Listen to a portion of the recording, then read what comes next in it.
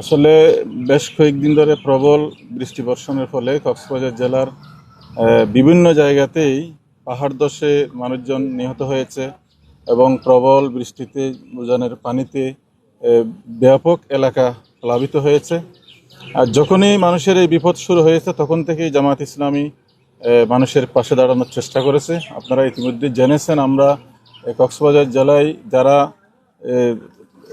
ভূমিধসে যারা নিহত হয়েছেন তাদের প্রত্যেকের পরিবারের কাছে আমরা গিয়েছি এবং আমরা তাদেরকে নগদ 20,000 টাকা করে তাৎক্ষণিকভাবে আমরা তাদেরকে সহযোগিতা করেছি। এরপরে গতকালকেও আমাদের কক্সবাজার জেলার বিভিন্ন জায়গাতে আমাদের দায়িত্বশীলরা বিভিন্ন পানিবন্দী মানুষের কাছে গিয়েছে, তাদের কাছে সহযোগিতা পৌঁছিয়েছে। বিশেষ করে চকরিয়াতেও আমাদের লোকজন এখনও কাজ চলমান আছে।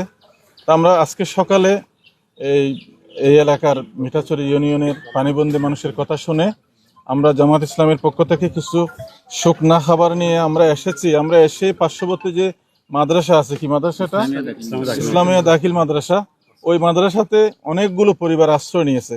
আমি প্রথম সেখানে ঢুকে তাদের কাছে জিজ্ঞেস করলাম যে আপনারা কখন থেকে এখানে আসছেন? বলতে আমাদের ঘর বাড়ি ডুবে গেছে, আমরা গতকাল থেকে এখানে আছি। তো বললাম যে আপনাদেরকে কেউ কোনো সাহায্য নিয়ে কেউ আসছে কিনা, কোনো সরকারের পক্ষ থেকে কোনো সহায়তা আপনারা পেয়েছেন কিনা। এই 10 মিনিট আগের কথা ওনারা আমাদেরকে জানালেন যে কেউ আমাদের কাছে আসে নাই এবং কোনো সরকারি সহায়তা আমরা পাই নাই।